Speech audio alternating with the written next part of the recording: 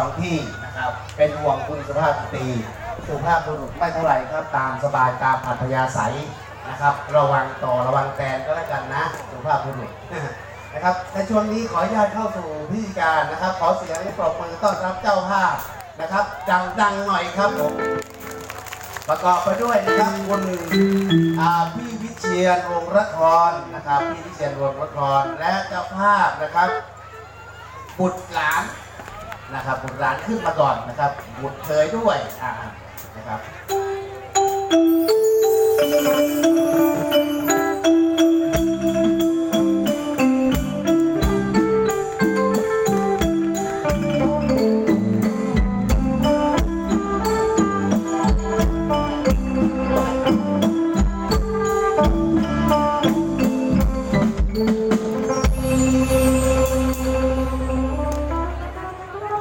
ครับเรียนเชิญนะครับวันนี้แขกผู้มีเกียรติของเราแขกบุคคลสำคัญนะครับเรียนเชิญท่านประธาน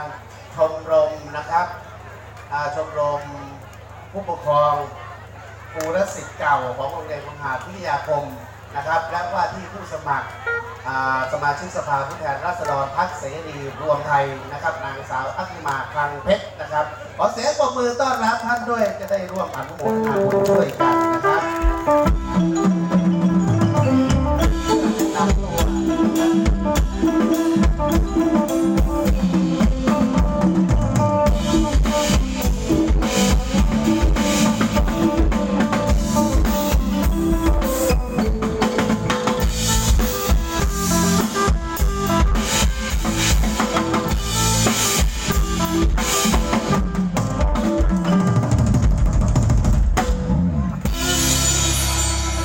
ต่อไปครับขอเรียนเชิญท่านผู้ใหญ่อำนาจโอสาวงศ์นะครับจะได้ร่วมกันอยู่บนเวทีและถ่ายรูปพร้อมการเป็นที่ระลึกกับเจ้าภาพขอเรียนเชิญครับขอเสียงปรบมือต้อนรับท่านผู้ใหญ่อำนาจโอสาวงศ์ดังๆครับ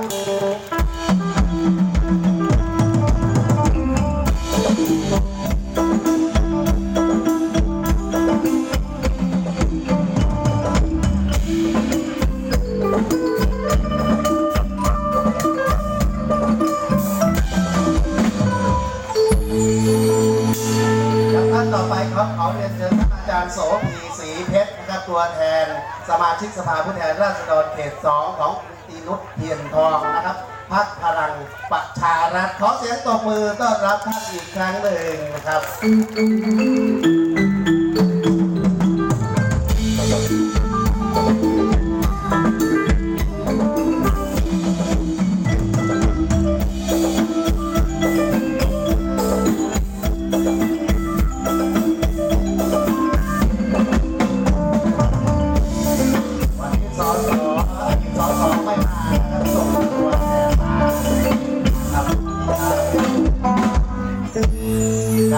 เรานะครับท่านสุดท้ายนะครับขอเรียนเชิญท่านนายกเทศมนตรีเทศบาลตำบลคลองหาดนะครับขึ้นบนสุเวทีแห่งนี้จะได้กล่าวนะครับมุทิตาจิตแก่เจ้าภาพนะครับขอเสียงปรบมือต้อนรับของนายกของเราครับผมรองเท้าติดไว้แล้วเตรียมแล้วจะร้อง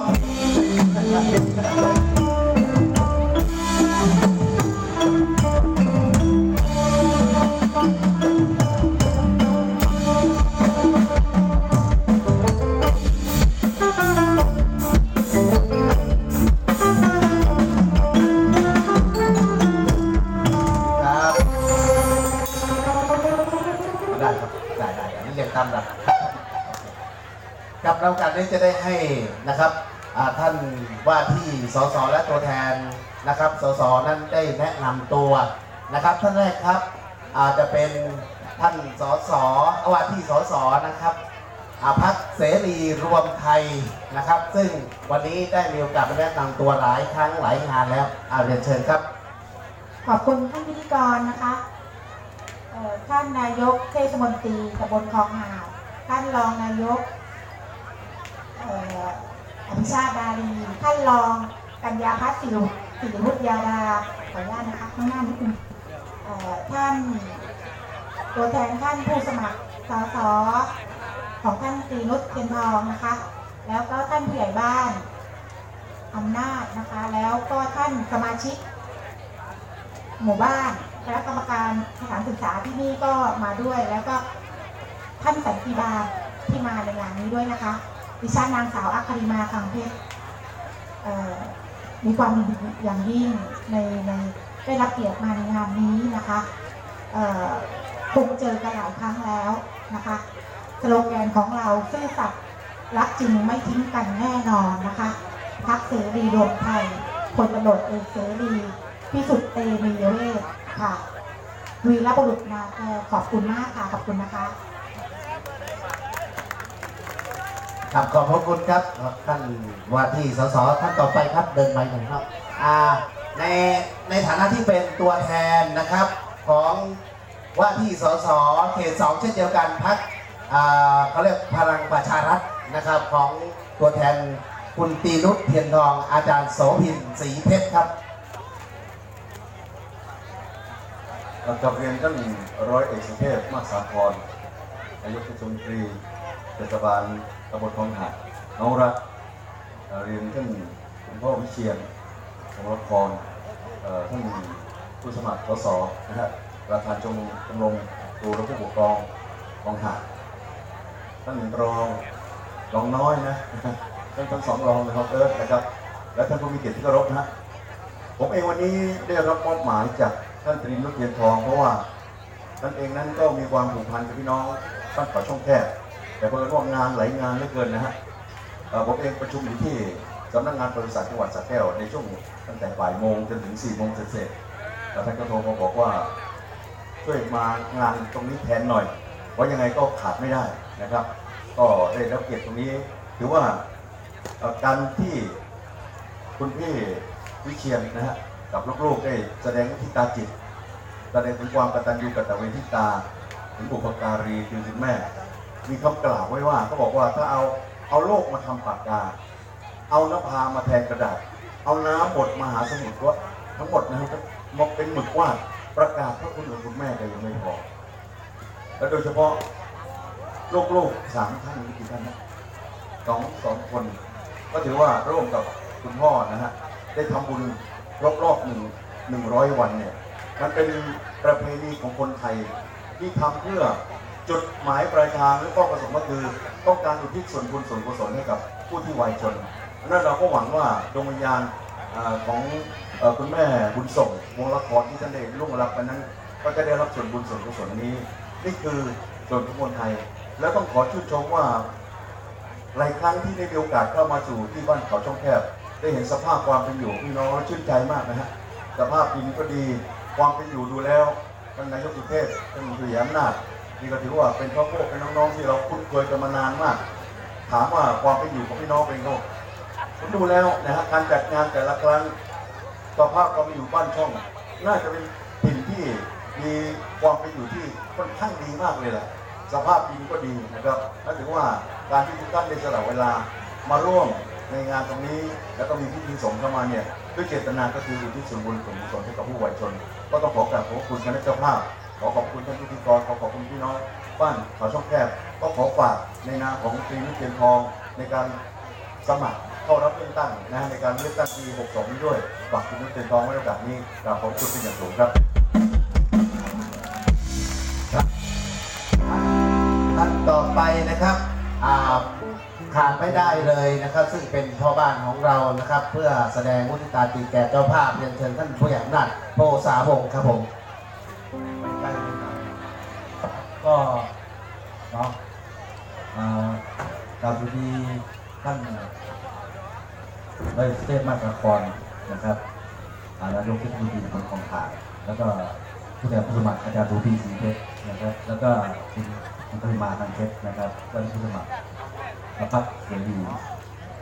รวมไทยใช่ไหมเนาะแล้วก็พี่น้องทุกท่านนะครับวันนี้นะครับ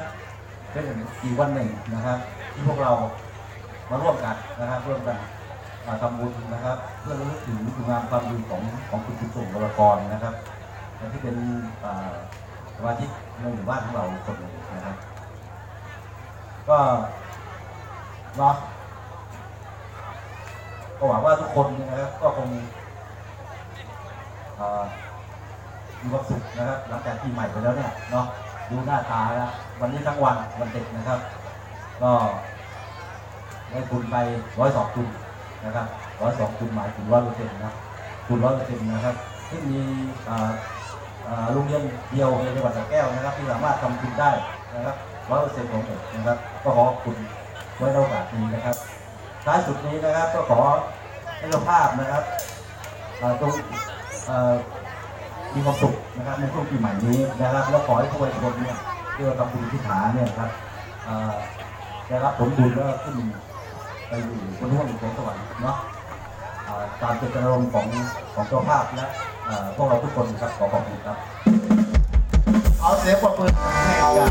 ผู้ใหญ่ทำงานของสาโรงนะครับ เดี๋ยวให้ท่านเจ้าภาพนั้นได้มีโอกาสได้กล่าวขอบคุณ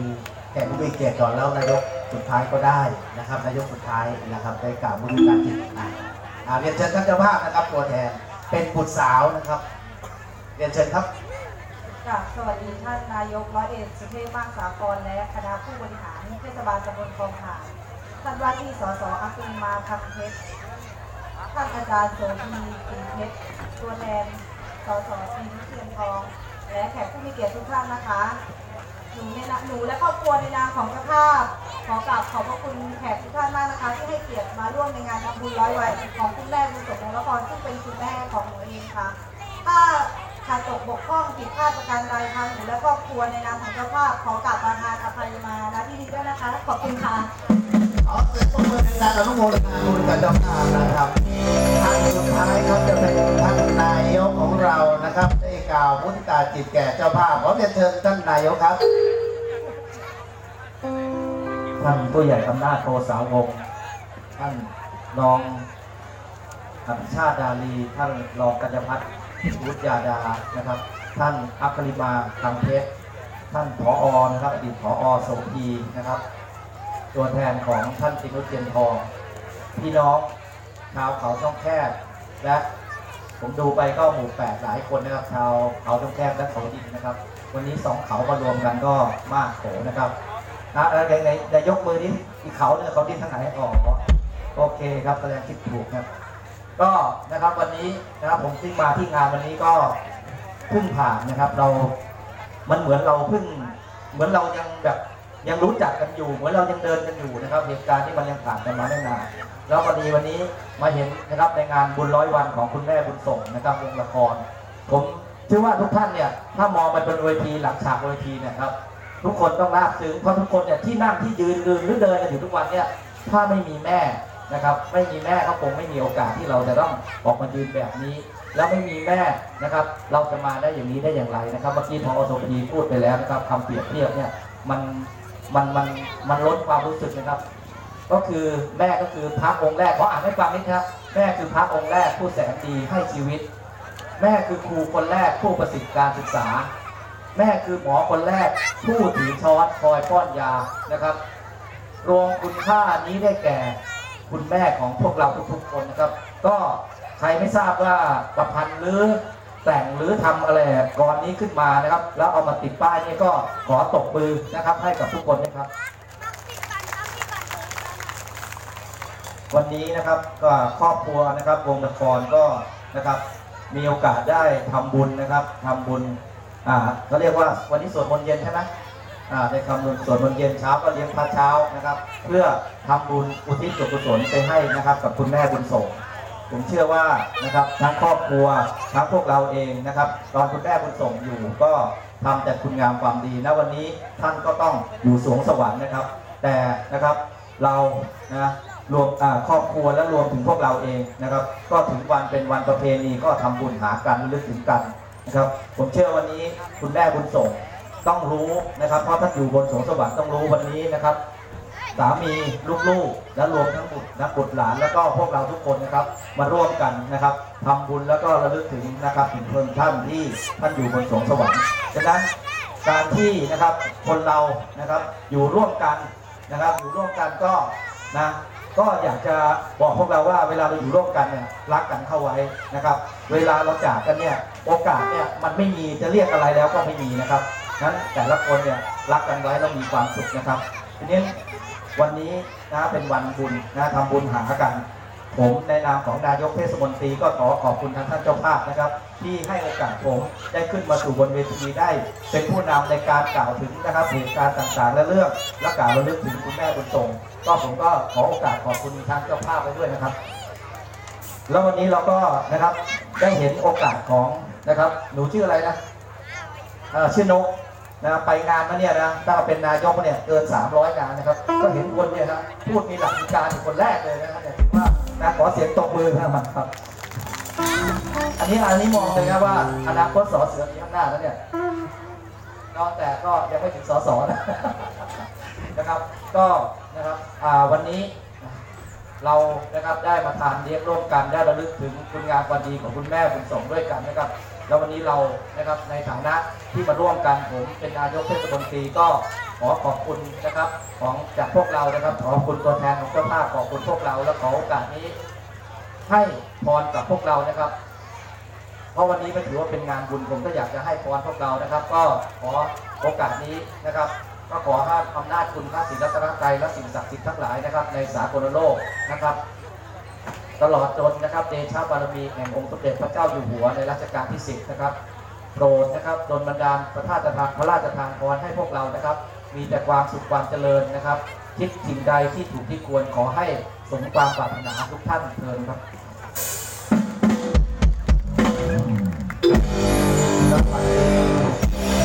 ของคุณแม่ทรงสถิตณแห่งหนใดจงมารับรู้รับทราบรับปัตตานุโมทนาใหม่โดยสมควรแก่คติในสัมปรายภพนั้นด้วยเถิดสาธุขอให้พวกเราสาธุดังๆครับสาธุสาธุสาธุอนุโมทามินะครับขอให้บุญกุศลนั้นไปถึงผู้วายชนโดยแท้จริงครับพร้อมหรือยังวันนี้เขาเตรียมอะไรลำวงไว้9 รอบเนี่ยมีใครยังไม่พร้อมบ้างเนี่ยพี่ติ๋มพร้อมยังพร้อมใช่ไหมยังกินพร้อมอยู่หรือเปล่า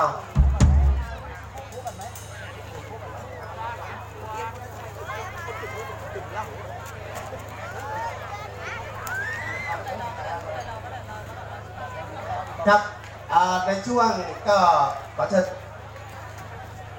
แขกผู้มีเกียรติได้พักผ่อนตามอัธยาศัยนะครับตามอัธยาศัยก่อนนะในช่วงนี้นะครับผมขอประชาสัมพันธ์ในวันนะครับในวันพรุ่งนี้นะครับเวลา7 นาฬิกา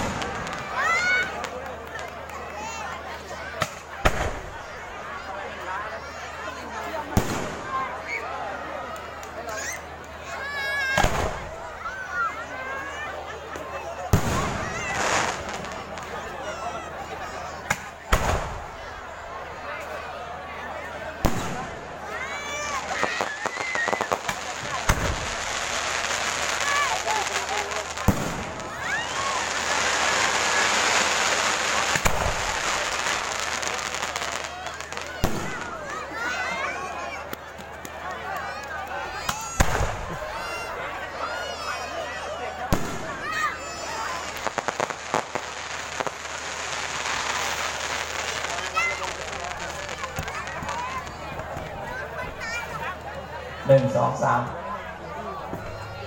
เดี๋ยว